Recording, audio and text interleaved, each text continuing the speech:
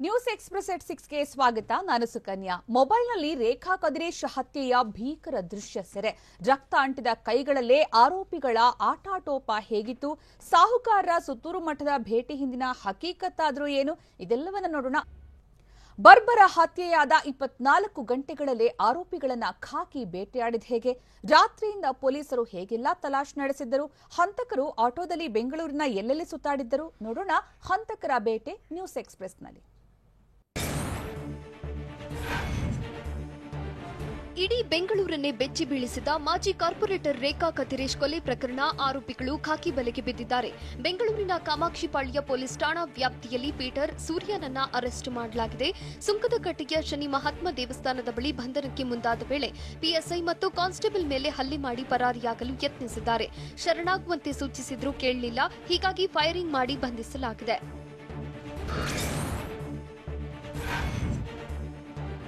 ಇಂದು ಬೆಳಗ್ಗೆ electronic city ಬಳಿ ಆರೋಪಿಗಳಿರುವ ಬಗ್ಗೆ ಪೊಲೀಸರಿಗೆ ಮಾಹಿತಿ ಸಿಕ್ಕಿತ್ತು. ಆರೋಪಿಗಳಿಗೆ ಆಶ್ರಯ ನೀಡಿದ ಒಬ್ಬನನ್ನ ವಶಕ್ಕೆ ಪಡೆದಿದ್ದ ಪೊಲೀಸರು ಹಂತಕರಿಗಾಗಿ 6 ತಂಡಗಳಾಗಿ ಬಲೆ ಬೀಸಿದ್ರು. ಎಲೆಕ್ಟ್ರಾನಿಕ್ ಸಿಟಿ ಬಳಿ ಪೊಲೀಸರು ಬರ್ತಿದ್ದಂತೆ ಎಸ್ಕೇಪ್ ಆಗಿದ್ದ ಆರೋಪಿಗಳು ಸುಂಕದಕಟ್ಟೆ ಬಳಿ ಮಧ್ಯಾಹ್ನ 12:45 ಸುಮಾರಿಗೆ ಖಾಕಿ ಬಲೆಗೆ ಬಿದ್ದಿದ್ದಾರೆ.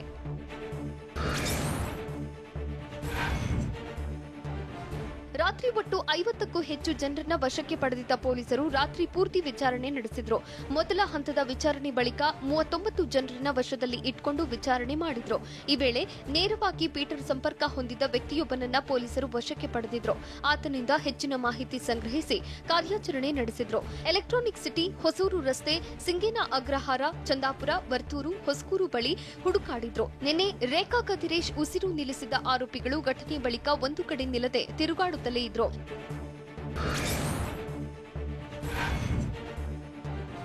ರೇಖಾ ಕದಿರೇಶ್ನನ್ನ ಕೊಂದಿದ್ದ ಆರೋಪಿಗಳಾದ ಪೀಟರ್, ಸೂರ್ಯ ಆಟೋದಲ್ಲಿ ಬೆಂಗಳೂರು ಸುತ್ತಿದ್ರು. ಆಸ್ಟಿನ್ ಟೌನ್ ಬಳಿಕ Koramangala, HSR layout, electronic city, Singena Agrahara ಸುತ್ತಮುತ್ತ ತಿರುಗಿದ್ರು. ಬಳಿಕ ಕೊಡತಿ, ಚಿಕ್ಕನಾಯಕನಹಳ್ಳಿಯಲ್ಲಿ ತಿರುಗಿ ಮತ್ತೆ ನಗರಕ್ಕೆ ಬಂದಿದ್ರು.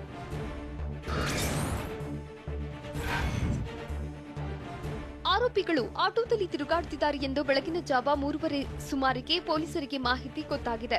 ಆದ್ರೆ 9:45ನಲ್ಲಿ ಮತ್ತೆ ಪೊಲೀಸರಿಗೆ ಸುಳಿವು ಸಿಗದಂತೆ ಆಗಿತ್ತು. ಆದ್ರೆ ಮಾಗಡಿ ರೋಡ್ನಲ್ಲಿ ಆರೋಪಿಗಳ ಚಲನವಲನದ ಬಗ್ಗೆ ಮಾಹಿತಿ ಪಡೆದ ಪೊಲೀಸರು ತಕ್ಷಣ ತಂಡಗಳ ಸಹಿತ ಬೆನ್ನು ಹತ್ತಿದ್ರು. 12 ಗಂಟೆ ಸುಮಾರಿಗೆ ಸುಂಕದಕಟ್ಟೆ ಬಳಿ ಇರುವ ಬಜಾಜ್ ಗ್ರೌಂಡ್ನಲ್ಲಿ ಇರುವ ಮಾಹಿತಿ ಕಲೆ ಹಾಕಿ ಬಂಧಿಸಿದ್ದಾರೆ.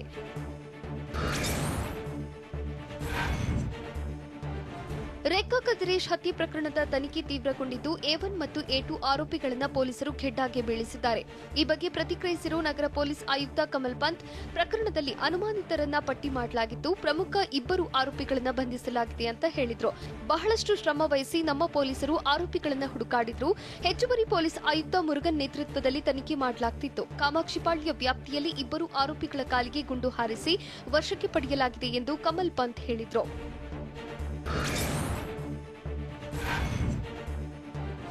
ಕೊಲೆಗೆ ನಿಖರ ಕಾರಣವನ್ನ ತನಿಖಾ ಹಂತದಲ್ಲಿ ಬಹಿರಂಗಪಡಿಸಲು ಸಾಧ್ಯವಿಲ್ಲ ಅಂತ ನಗರ ಪೊಲೀಸ್ ಆಯುಕ್ತ ಕಮಲ್ ಪಂತ್ ಹೇಳಿದ್ದಾರೆ. ಘಟನೆ ಬಳಿಕ ಸಾಕಷ್ಟು ಪ್ರತ್ಯಕ್ಷ ಸಾಕ್ಷಿಗಳ ಹೇಳಿಕೆ ಪಡೆಯಲಾಗಿದ್ದು ಹಣಕಾಸಿನ ಕಾರಣವೋ ಅಥವಾ ಕೌಟುಂಬಿಕ ಕಾರಣವೋ ಎಂಬುದು ಸತ್ಯ ಹೇಳಲು ಸಾಧ್ಯವಿಲ್ಲ. ಆರೋಪಿಗಳು ಕೇವಲ ಒಬ್ಬರೇ ಅಲ್ಲ, ಇನ್ನೂ ಸಹ ಇರುವ ಬಗ್ಗೆ ಮಾಹಿತಿ ಇದೆ. ಯಾರೇ ಇರಲಿ, ಯಾರ ಕೈವಾಡವೇ ಇರಲಿ, ಆರೋಪಿಗಳನ್ನು ಬಂಧಿಸಲು ಸಿದ್ಧ ಎಂದು ಕಮಲ್ ಪಂತ್ ಹೇಳಿದ್ದಾರೆ.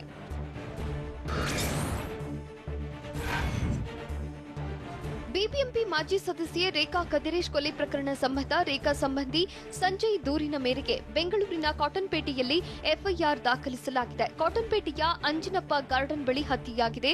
ಜೂನ್ 24ರ ಬೆಳಗ್ಗೆ 10 ರಿಂದ 11 ಗಂಟೆ ನಡುವೆ ದುಷ್ಕೃತ್ಯ ನಡೆದಿದೆ ಅಂತ ಎಫ್ಐಆರ್ನಲ್ಲಿ ಪೊಲೀಸರು ಆರೋಪಿಗಳ ಹೆಸರು ನಮೂದಿಸಿದ್ದಾರೆ. ಸೂರ್ಯ A1, ಪೀಟರ್ A2 ಇತರರ ವಿರುದ್ಧ ಎಫ್ಐಆರ್ ದಾಖಲಾಗಿದೆ.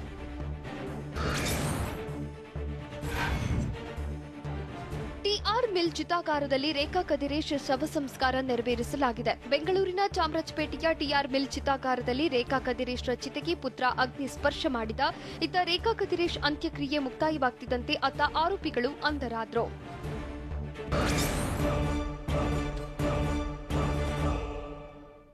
ರೇಖಾ ರಾಜಕೀಯವಾಗಿ ಬೆಳೀತಾ ಇರೋದು ಅವರ ಬಾಳಿಗೆ ಮುಳುವಾಯ್ತಾ?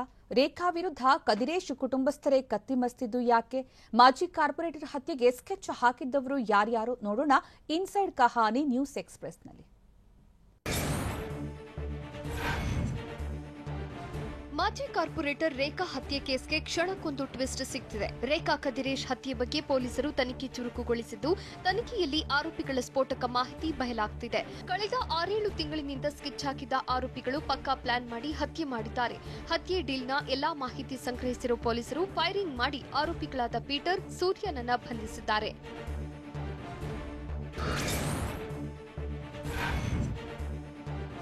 ಮಾಜಿ ಕಾರ್ಪೊರೇಟರ್ ರೇಖಾ ಕದಿರೇಶ್ ಬರ್ಬರ ಹತ್ಯೆ ಇಡೀ ಬೆಂಗಳೂರನ್ನೇ ಬೆಚ್ಚಿ ಬೀಳುವಂತೆ ಮಾಡಿದೆ. ಆದರೆ ರೇಖಾ ಕೊಲೆಗೆ ಅಸಲಿ ಕಾರಣವೇನು ಅನ್ನೋದು ಇನ್ನೂ ಬಹಿರಂಗವಾಗಿಲ್ಲ. ಹತ್ಯೆಗೆ ರಾಜಕೀಯ ವೈಷಮ್ಯ ಕಾರಣವಾಯ್ತಾ, ಕುಟುಂಬಸ್ಥರ ಮತ್ಸರವೇ ರೇಖಾ ಕದಿರೇಶ್ಗೆ ಕಂಟಕವಾಯ್ತಾ ಅನ್ನೋದು ಸ್ಪಷ್ಟವಾಗಿಲ್ಲ. ಆದರೆ ಪಕ್ಕಾ ಪ್ಲಾನ್ ಮಾಡಿ ಮಾಜಿ ಕಾರ್ಪೊರೇಟರ್ ರೇಖಾ ಕದಿರೇಶ್ರನ್ನ ಹತ್ಯೆ ಮಾಡಿದ್ದಾರೆ.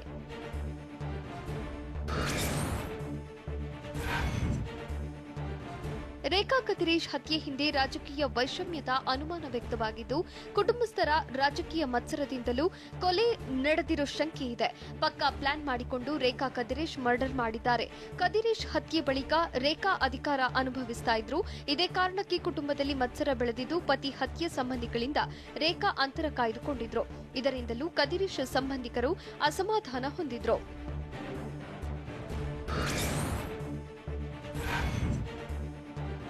ಬರ್ಬರವಾಗಿ ಹತ್ಯೆಯಾಗಿರೋ ರೇಖಾ ಮೇಲೆ ಕದಿರೇಶ್ ಸಹೋದರಿ ಮಾಲಾ ಸೇರಿ ಕದಿರೇಶ್ ಕುಟುಂಬಸ್ಥರು ಬೇಸರ ಹೊಂದಿದ್ರು. ಮುಂಬರುವ ಬಿಬಿಎಂಪಿ ಚುನಾವಣೆಗೆ ಸ್ಪರ್ಧಿಸಲು ಮಾಲಾ ಪ್ಲಾನ್ ಮಾಡಿದ್ರು. ಕದಿರೇಶ್ ಸಹೋದರಿ ಮಾಲಾ ಅಥವಾ ಆಕೆಯ ಮಕ್ಕಳನ್ನ ಕಣಕ್ಕಿಳಿಸಲು ಚಿಂತನೆ ನಡೆಸಲಾಗಿತ್ತು. ಇದೇ ಕಾರಣಕ್ಕೆ ರೇಖಾ ಕದಿರೇಶ್ ಹತ್ಯೆ ಮಾಡಿರುವ ಶಂಕೆ ವ್ಯಕ್ತವಾಗಿದೆ.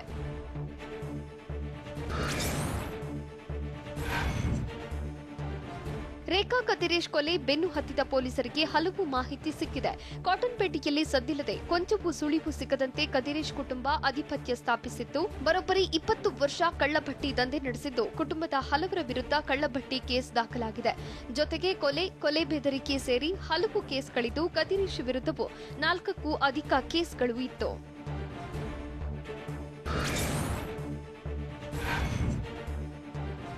ರಾಜಕೀಯಕ್ಕೆ ಎಂಟ್ರಿ ಕೊಡುವ ಮೂಲಕ ಕದಿರೇಶ್ ಫ್ಯಾಮಿಲಿಗೆ ಮತ್ತಷ್ಟು ಬಲ ಬಂದಿತ್ತು. ಮಾಜಿ ಕಾರ್ಪೊರೇಟರ್ ಕದಿರೇಶ್ ಕುಟುಂಬ ಫುಲ್ ಸ್ಟ್ರಾಂಗ್ ಆಗಿತ್ತು.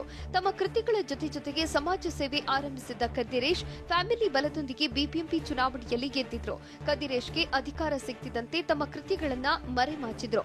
ಇದೇ ವೇಳೆ ಏರಿಯಾದಲ್ಲಿ ಉತ್ತಮ ಕೆಲಸಗಳನ್ನ ಆರಂಭಿಸಿದ್ದ ಕದಿರೇಶ್ ರಾಜಕೀಯ ಸಮಾಜ ಸೇವೆಗಳಲ್ಲಿ ಹೆಚ್ಚು ತೊಡಗಿಸಿಕೊಂಡಿದ್ರು.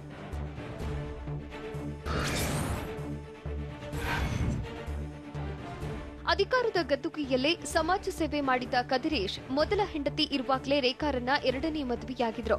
ಆದ್ರೆ ರೇಖಾ ಮದುವೆ ಬಳಿಕ ಸದ್ದಿಲ್ಲದೆ ಮನೆಯಲ್ಲೇ ದ್ವೇಷ ಶುರುವಾಗಿತ್ತು. ಕದಿರೇಶ್ ಕುಟುಂಬ ವ್ಯವಹಾರಗಳನ್ನ ಪ್ರತ್ಯೇಕವಾಗಿ ನಡೆಸಿಕೊಂಡಿದ್ದ ಸಮಯದಲ್ಲಿ 2018ರಲ್ಲಿ ಕದಿರೇಶ್ ಭೀಕರ ಹತ್ಯೆ ನಡೆದಿತ್ತು.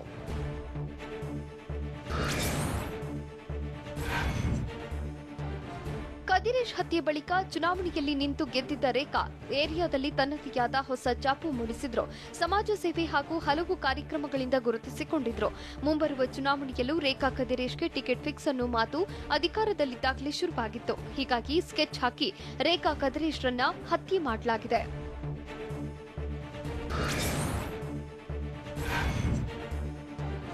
ರೇಖಾಗೆ ಮುಂದಿನ ಪಾಲಿಕೆ ಎಲೆಕ್ಷನ್ನಲ್ಲಿ ಟಿಕೆಟ್ ಪಕ್ಕ ಎನ್ನಲಾಗಿತ್ತು. ಆದರೆ ಕದಿರೇಶ್ ಸಹೋದರಿ ಮಾಲಾ ಹೊಸ ತಂತ್ರ ಮಾಡಿದ್ರು. ಮುಂದಿನ ಚುನಾವಣೆಗೆ ಪುತ್ರ ಅರುಳ್ ಸ್ಪರ್ಧೆ ಮಾಡಿಸಲು ಮಾಲಾ ಪ್ಲಾನ್ ಮಾಡಿದ್ರು.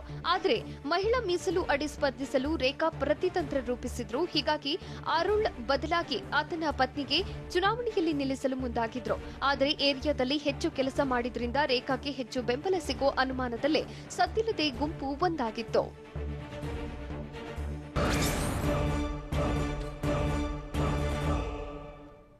ಶಾಸಕ ರಮೇಶ್ ಜಾರಕಿಹೊಳಿ ರಾಜೀನಾಮೆಗೆ ನಿರ್ಧರಿಸಿದ್ದಾರಾ? ಸುತ್ತೂರು ಮಠಕ್ಕೆ ಭೇಟಿ ನೀಡಿದ್ದ ಸಾಹುಕಾರ್ ಹೇಳಿದ್ದೇನು?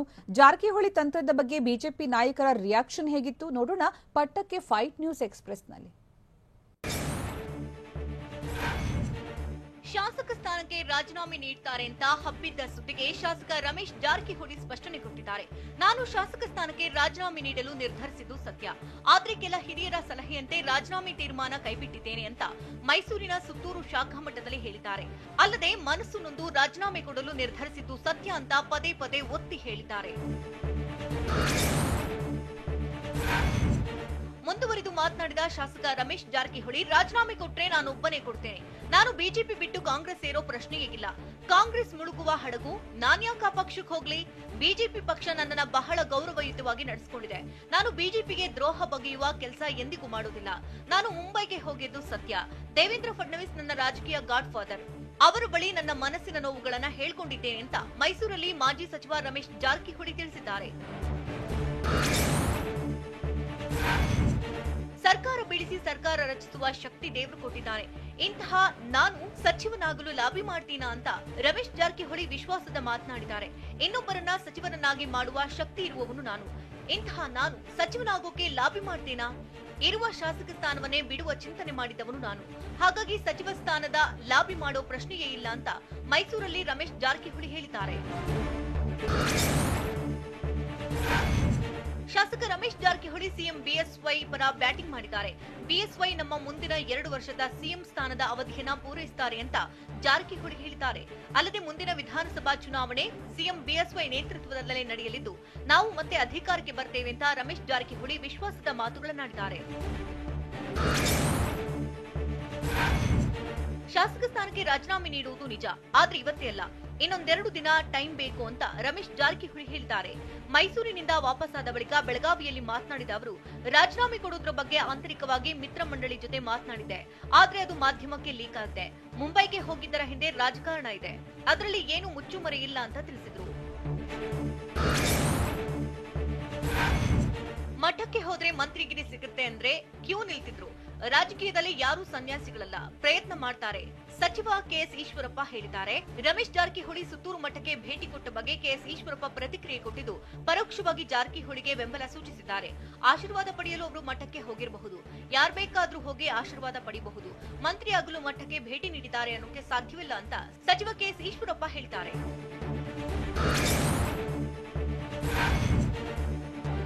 ಶಾಸಕ ರಮೇಶ್ ಜಾರಕಿಹೊಳಿ ಬಗ್ಗೆ ಪ್ರವಾಸೋದ್ಯಮ ಸಚಿವ ಸಿಪಿ ಯೋಗೇಶ್ವರ್ ಪ್ರತಿಕ್ರಿಯೆ ಕೊಟ್ಟಿದ್ದಾರೆ. ಅವರು ರಾಜೀನಾಮೆ ಕೊಡಲಾರರು ಅಂದುಕೊಂಡಿದ್ದೇನೆ ಅಂತ ಬೆಂಗಳೂರಲ್ಲಿ ತಿಳಿಸಿದ್ದಾರೆ. ನನಗೆ ವೈಯಕ್ತಿಕವಾಗಿ ಯಾವ ಸಮಸ್ಯೆಯೂ ಇಲ್ಲ. ಮುಖ್ಯಮಂತ್ರಿ ಬಗ್ಗೆಯೂ ಅಪಾರ ಗೌರವವಿದೆ. ಹಳೆ ಮೈಸೂರು ಭಾಗದಲ್ಲಿ ಪಕ್ಷ ಸಂಘಟನೆ ಮಾಡಬೇಕು, ಹೊಂದಾಣಿಕೆ ರಾಜಕಾರಣ ಮಾಡಬೇಕೆಂಬುದಷ್ಟೇ ನಮ್ಮ ಸಮಸ್ಯೆ. ಹಿರಿಯರು ಎಲ್ಲ ತೀರ್ಮಾನ ಮಾಡ್ತೇವೆ ಅಂತ ಹೇಳಿದ್ದಾರೆ ಅಂತಲೂ ಸಿಪಿವೈ ತಿಳಿಸಿದರು. ರಮೇಶ್ ಜಾರಕಿಹೊಳಿ ರಾಜಕೀಯ ತಂತ್ರಗಾರಿಕೆ ವಿಚಾರಕ್ಕೆ ಸಂಬಂಧಪಟ್ಟಂತೆಯೂ ವಿಶ್ವನಾಥ್ ಮಾತನಾಡಿದ್ದಾರೆ. ಸಿಡಿ ಪ್ರಕರಣದಲ್ಲಿ ಅವರು ಸಿಕ್ಕಾಕೊಂಡಿದ್ದು ದುರಾದೃಷ್ಟಕರ. ಅವರೇ ಸಿಲುಕಿದ್ರೋ ಬೇರೆಯವರು ಸಿಲುಕಿಸಿದ್ರೋ ಗೊತ್ತಿಲ್ಲ. ಹಾಗಾಗಿ ಅವರ ರಾಜಕೀಯ ನಿರ್ಧಾರದ ಬಗ್ಗೆ ಮಾತನಾಡೋದಕ್ಕೆ ಆಗಲ್ಲ. ಬಿಜೆಪಿ ಹೈಕಮಾಂಡ್ ಮುಂದೆ ಎಲ್ಲಾ ವಿಚಾರ ಹೇಳಲಾಗಿದೆ. ಮುಂದಿನ ನಿರ್ಧಾರ ತೆಗೆದುಕೊಳ್ಳುವುದು ರಮೇಶ್ಗೆ ಬಿಟ್ಟಿತ್ತು ಅಂತ ಎಚ್ ವಿಶ್ವನಾಥ್ ಹೇಳಿದ್ದಾರೆ.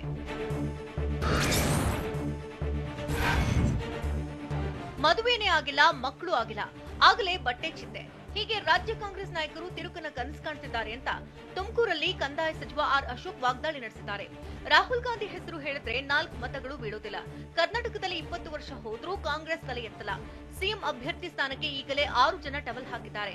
ಇನ್ನು 15 ದಿನ ಕಳೆದರೆ 60 ಜನರು ಹುಟ್ಕೊಳ್ತಾರೆ. ಕಾಂಗ್ರೆಸ್ ಪಕ್ಷ ನಾಯಕನಿಲ್ಲದ ದೋಣಿ ಇದ್ದಂತೆ ಅಂತ ಆರ್ ಅಶೋಕ್ ವ್ಯಂಗ್ಯವಾಡಿದ್ದಾರೆ.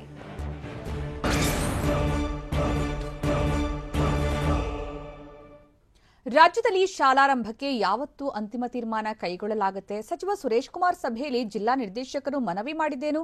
ಖಾಸಗಿ ಶಾಲೆಗಳು ಪೋಷಕರ ಫೀಸ್ ವಾರ್ ಬಗ್ಗೆ ಸಚಿವರು ಹೇಳಿದ್ದೇನು? ನೋಡೋಣ ಸ್ಕೂಲ್ ಓಪನ್ ನ್ಯೂಸ್ ಟಾಪ್ ಎಕ್ಸ್‌ಪ್ರೆಸ್‌ನಲ್ಲಿ. ಕೊರೋನಾ 2ನೇ ಅಲೆ ಇಳಿಕೆ ಬೆನ್ನಲ್ಲೇ ಶಾಲೆ ಆರಂಭದ ಚರ್ಚೆ ಶುರುವಾಗಿದೆ. ಇದೇ ವಿಚಾರವಾಗಿ ಶಿಕ್ಷಣ ಇಲಾಖೆ ಅಧಿಕಾರಿಗಳ ಜೊತೆ ಸಚಿವ ಸುರೇಶ್ ಕುಮಾರ್ ಸಭೆ ನಡೆಸಿದ್ರು. ಜಿಲ್ಲಾ ನಿರ್ದೇಶಕರು, ಉಪನಿರ್ದೇಶಕರು, ಶಿಕ್ಷಣ ಇಲಾಖೆಯ ಪ್ರಧಾನ ಕಾರ್ಯದರ್ಶಿ, ಶಿಕ್ಷಣ ಇಲಾಖೆಯ ಆಯುಕ್ತ ಸೇರಿ ಹಲವರು ಸಭೆಯಲ್ಲಿ ಭಾಗಿಯಾಗಿದ್ರು.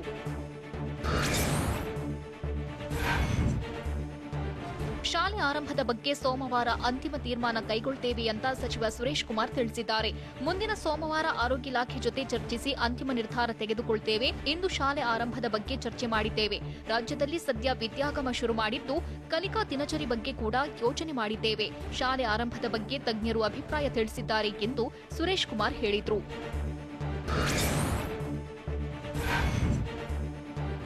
ಖಾಸಗಿ ಶಾಲೆಗಳು ಹಾಗೂ ಪೋಷಕರ ನಡುವೆ ದಿನದಿಂದ ದಿನಕ್ಕೆ ಫೀಸ್ ಜಟಾಪಟಿ ನಡೆಯುತ್ತಿದೆ. ಈ ಬಗ್ಗೆ ಪ್ರತಿಕ್ರಿಯಿಸಿರುವ ಸಚಿವ ಸುರೇಶ್ ಕುಮಾರ್, ಫೀಸ್ ವಿಚಾರ ಕೋರ್ಟ್ ಮೆಟ್ಟಿಲೇರಿದ್ದು, ಕೋರ್ಟ್ ಆದೇಶ ಬಂದ ಮೇಲೆ ನಿರ್ಧಾರ ಮಾಡ್ತೇವೆ ಅಂತ ಹೇಳಿದ್ರು. ಅಲ್ಲದೆ ಈ ಬಗ್ಗೆ ಈಗಾಗಲೇ ಸರ್ಕಾರದ ಗಮನ ಸೆಳೆದಿದ್ದೇವೆ ಎಂದು ಸ್ಪಷ್ಟಪಡಿಸಿದ್ರು.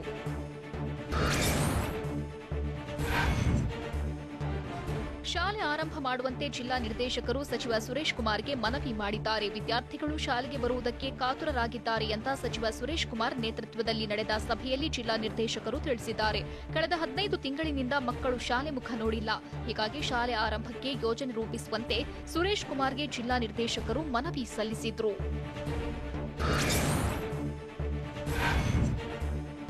ರಾಜ್ಯದಲ್ಲಿ ಶಾಲೆ ಆರಂಭಕ್ಕೆ ಸರ್ಕಾರಕ್ಕೆ ಟೆನ್ಷನ್ ಶುರುವಾಗಿದೆ. ಸರ್ಕಾರಿ ಶಾಲೆಗಳನ್ನು ತೆರೆಯಲು ಸರ್ಕಾರಕ್ಕೆ ತಜ್ಞರು ಸಲಹೆ ನೀಡಿದ್ದಾರೆ. ಕೋವಿಡ್ ತಾಂತ್ರಿಕ ಸಲಹಾ ಸಮಿತಿ ಈಗಾಗಲೇ ವರದಿ ನೀಡಿದೆ.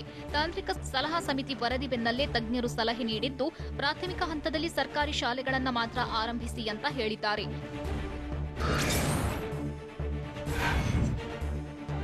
ರಾಜ್ಯದಲ್ಲಿ 50ಕ್ಕಿಂತ ಕಡಿಮೆ ಮಕ್ಕಳಿರುವ 22,000 ಶಾಲೆಗಳಿವೆ. 22,000 ಸರ್ಕಾರಿ ಶಾಲೆಗಳಲ್ಲಿ 5 ರಿಂದ 6 ಕೊಠಡಿಗಳು ಇವೆ. ಒಂದೊಂದು ಕೊಠಡಿಯಲ್ಲಿ 8 ರಿಂದ 10 ವಿದ್ಯಾರ್ಥಿಗಳಿಗೆ ಪಾಠ ಪ್ರವಚನ ಮಾಡಿ, ದೈಹಿಕ ಅಂತರ, ಮಾಸ್ಕ್ ಕಡ್ಡಾಯ ಮಾಡಿ ಸುರಕ್ಷಿತವಾಗಿ ಶಾಲೆ ನಡೆಸಿ ಅಂತ ತಜ್ಞರು ಸಲಹೆ ನೀಡಿದ್ದಾರೆ. ಇನ್ನು ಖಾಸಗಿ ಶಾಲೆಗಳಲ್ಲಿ ವಿದ್ಯಾರ್ಥಿಗಳ ಸಂಖ್ಯೆ ಸಾಕಷ್ಟು ಹೆಚ್ಚಾಗಿರುತ್ತೆ. ಹೀಗಾಗಿ ದೈಹಿಕ ಅಂತರ ಪಾಲನೆ ಕಷ್ಟವಾಗಲಿದ್ದು, ಕೇವಲ ಸರ್ಕಾರಿ ಶಾಲೆಗಳನ್ನು ಮಾತ್ರ ಆರಂಭಿಸುವಂತೆ ತಜ್ಞರು ತಿಳಿಸಿದ್ದಾರೆ.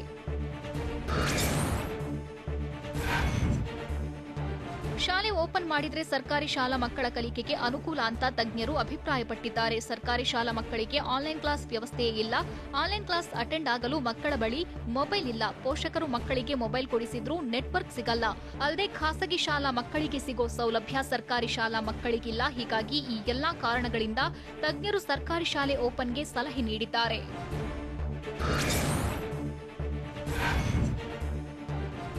ಸರ್ಕಾರಿ ಶಾಲೆ ತೆರೆಯದೆ ಹಳ್ಳಿಗಳಲ್ಲಿ ಜೀವನವೇ ಏರುಪೇರಾಗಿದೆ. ಸರ್ಕಾರಿ ಶಾಲೆ ಮುಚ್ಚಿದ ಪರಿಣಾಮ ನೂರಾರು ಸಮಸ್ಯೆ ಉಲ್ಬಣವಾಗಿದ್ದು, ಗ್ರಾಮೀಣ ಭಾಗದ ಮಕ್ಕಳು ಶಿಕ್ಷಣದಿಂದ ವಂಚಿತರಾಗುವ ಭೀತಿ ಕಾಡ್ತಿದೆ. ಶಾಲೆ ಮುಚ್ಚಿರೋದ್ರಿಂದ ಮಕ್ಕಳು ಬಾಲ ಕಾರ್ಮಿಕರಾಗ್ತಿದ್ದಾರೆ. ಅಲ್ಲದೆ ಗ್ರಾಮೀಣ ಭಾಗದಲ್ಲಿ ಬಾಲ್ಯ ವಿವಾಹಗಳು ಕೂಡ ಹೆಚ್ಚಾಗ್ತಿವೆ.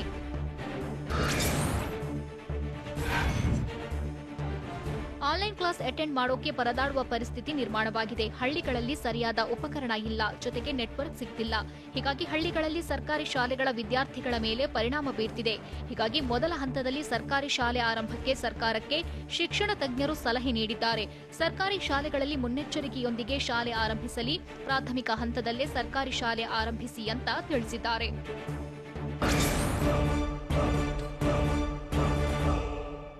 ರಾಜ್ಯದಲ್ಲಿ ಎಲ್ಲೆಲ್ಲಿ ಜಿನೋಮ್ ಲ್ಯಾಬ್ ಆರಂಭಿಸಲಾಗುತ್ತೆ? ಸಿಎಂ ಬಿಎಸ್ವೈ ಸಭೆಯಲ್ಲಿ ಯಾರೆಲ್ಲ ಭಾಗಿಯಾಗಿದ್ದಾರೆ? ಕೇರಳ ಮಹಾರಾಷ್ಟ್ರ ಗಡಿ ಬಂದ್ ಮಾಡಲ್ಲ ಅಂತ ಸಚಿವ ಸುಧಾಕರ್ ಹೇಳಿದ್ದೇಕೆ? ನೋಡೋಣ ಡೆಡ್ಲಿ ಡೆಲ್ಟಾ ನ್ಯೂಸ್ ಎಕ್ಸ್‌ಪ್ರೆಸ್‌ನಲ್ಲಿ. ರಾಜ್ಯದಲ್ಲಿ ಡೆಲ್ಟಾ ಪ್ಲಸ್ ವೈರಸ್ ನಿಯಂತ್ರಣ ವಿಚಾರವಾಗಿ ಮುಖ್ಯಮಂತ್ರಿ ಬಿಎಸ್ ಯಡಿಯೂರಪ್ಪ ಸಭೆ ನಡೆಸಿದ್ದಾರೆ. ಮುಖ್ಯಮಂತ್ರಿ ನಿವಾಸ ಕಾವೇರಿಯಲ್ಲಿ ಸಿಎಂ ಬಿಎಸ್ವೈ ಚರ್ಚಿಸಿದ್ದಾರೆ. ಕೋವಿಡ್ ನಿರ್ವಹಣೆ ಉಸ್ತುವಾರಿ ಸಚಿವರು ಅಧಿಕಾರಿಗಳ ಜೊತೆ ಮಹತ್ವದ ಸಭೆ ನಡೆಸಿದ್ದಾರೆ.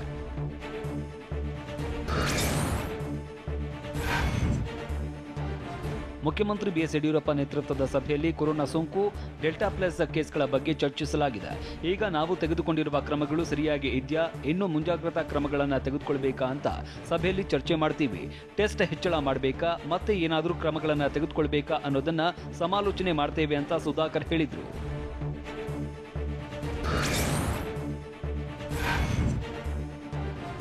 ರಾಜ್ಯದಲ್ಲಿ ಡೆಲ್ಟಾ ಪ್ಲಸ್ ಕೇಸ್ಗಳು ತೀವ್ರ ಆತಂಕ ಮೂಡಿಸಿದೆ. ಹೀಗಾಗಿ ರಾಜ್ಯದಲ್ಲಿ 6 ಜಿನೋಮ್ ಲ್ಯಾಬ್ ಪ್ರಾರಂಭಕ್ಕೆ ನಿರ್ಧಾರ ಮಾಡಲಾಗಿದೆ ಅಂತ ಆರೋಗ್ಯ ಸಚಿವ ಡಾಕ್ಟರ್ ಕೆ ಸುಧಾಕರ್ ತಿಳಿಸಿದ್ದಾರೆ. ಬೆಂಗಳೂರಲ್ಲಿ ಮಾತನಾಡಿದ ಅವರು, ಬೆಂಗಳೂರು, ಮೈಸೂರು, ಹುಬ್ಬಳ್ಳಿ, ಶಿವಮೊಗ್ಗದ ಮೆಡಿಕಲ್ ಕಾಲೇಜು ಹಾಗೂ ಮಂಗಳೂರು ಮತ್ತು ವಿಜಯಪುರದ ಜಿಲ್ಲಾಸ್ಪತ್ರೆಯಲ್ಲಿ ಜಿನೋಮ್ ಲ್ಯಾಬ್ ಪ್ರಾರಂಭ ಮಾಡ್ತೀವಿ ಅಂತ ಸಚಿವ ಸುಧಾಕರ್ ತಿಳಿಸಿದರು.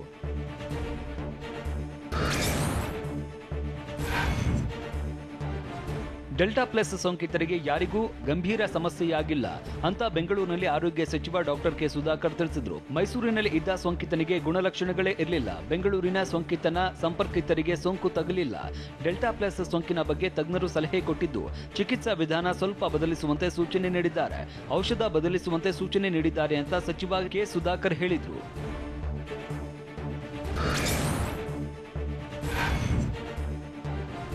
ಡೆಲ್ಟಾ ಪ್ಲಸ್ ಹೆಚ್ಚಾಗ್ತಾ ಇದ್ದು ಗಡಿ ಭಾಗದಲ್ಲಿ ಮುಂಜಾಗ್ರತಾ ಕ್ರಮ ತೆಗೆದುಕೊಳ್ಳಬೇಕು ಅಂತ ಆರೋಗ್ಯ ಸಚಿವ ಸುಧಾಕರ್ ಹೇಳಿದ್ರು. ಕೇರಳದಲ್ಲಿ ಕೋವಿಡ್ ಪಾಸಿಟಿವಿಟಿ 10%. ಹೀಗಾಗಿ ಗಡಿ ಭಾಗದಲ್ಲಿ ರ್ಯಾಂಡಮ್ ಟೆಸ್ಟ್ ಮಾಡೋದಕ್ಕೆ ಜಿಲ್ಲಾಡಳಿತಕ್ಕೆ ಸೂಚಿಸಿದ್ದೇನೆ. ಆದ್ರೆ ಕೇರಳ ಕರ್ನಾಟಕದ ಗಡಿಯನ್ನ ಬಂದ್ ಮಾಡಲ್ಲ. ಮಹಾರಾಷ್ಟ್ರದಿಂದ ಬರುವವರ ಮೇಲೂ ನಿಗಾ ಅತ್ಯಗತ್ಯ ಅಂತ ಸಚಿವರು ತಿಳಿಸಿದ್ರು.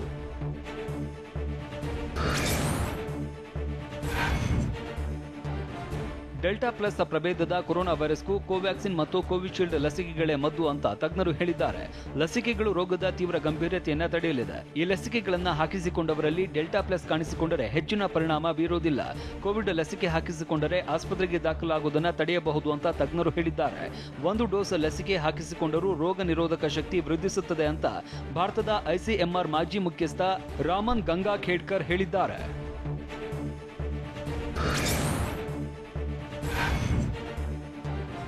ಡೆಲ್ಟಾ ಪ್ಲಸ್ ಪ್ರಭೇದದ ವಿರುದ್ಧ ಕೋವಿಶೀಲ್ಡ್ ಲಸಿಕೆಯಿಂದ ಕಡಿಮೆ ರಕ್ಷಣೆ ಸಿಗಲಿದೆ ಅಂತ ಇಂಗ್ಲೆಂಡ್ನ ಮೆಡಿಕಲ್ ಜರ್ನಲ್ ಲ್ಯಾನ್ಸೆಟ್ ಅಧ್ಯಯನ ವರದಿ ಮಾಡಿದೆ. ಕೋವಿಶೀಲ್ಡ್ ಲಸಿಕೆಯ 2 ಡೋಸ್ನಿಂದ 60% ರಕ್ಷಣೆ ಸಿಗಲಿದೆ. ಡೆಲ್ಟಾ ಪ್ಲಸ್ ವಿರುದ್ಧ ಸಿಂಗಲ್ ಡೋಸ್ ಕೋವಿಶೀಲ್ಡ್ ಲಸಿಕೆಯಿಂದ 33% ಲಸಿಕೆ ಸಿಗಲಿದೆ ಅಂತ ಲ್ಯಾನ್ಸೆಟ್ ಮೆಡಿಕಲ್ ಜರ್ನಲ್ ಅಧ್ಯಯನದಿಂದ ಮಾಹಿತಿ ಬೆಳಕಿಗೆ ಬಂದಿದೆ.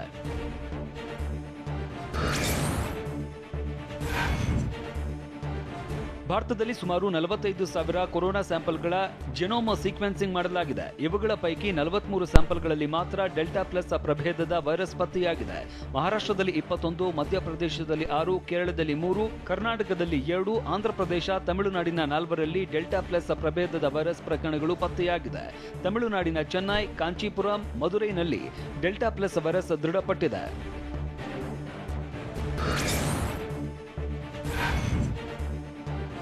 ಕೊರೋನಾದಿಂದ ರೂಪಾಂತರಿಗೊಂಡಿರುವ ಈ ಡೆಲ್ಟಾ ಪ್ಲಸ್ ದಾಳಿ ನಂತರ ದೇಹದಲ್ಲಿ ಹಲವು ಗುಣಲಕ್ಷಣಗಳು ಪತ್ತೆಯಾಗ್ತಾ ಇದೆ. ಗ್ಯಾಸ್ಟ್ರಿಕ್ ಹೆಚ್ಚಾಗುತ್ತಂತೆ ಏಕಾಏಕಿ ವಾಕರಿಕೆ ಆಗೋದ್ರ ಜೊತೆಗೆ ಮೂಗು ಬ್ಲಾಕ್ ಆಗೋದು, ಕಿವಿ ಕೇಳಿಸದೆ ಇರೋದು ಮತ್ತು ರಕ್ತ ಹೆಪ್ಪುಗಟ್ಟುವಿಕೆ ಹಾಗೂ ಗ್ಯಾಂಗ್ರೀನ್ ಜೊತೆಗೆ ಹೊಟ್ಟೆ ನೋವು, ಕೀಲು ನೋವು ಕಾಣಿಸಿಕೊಳ್ಳುತ್ತಂತೆ.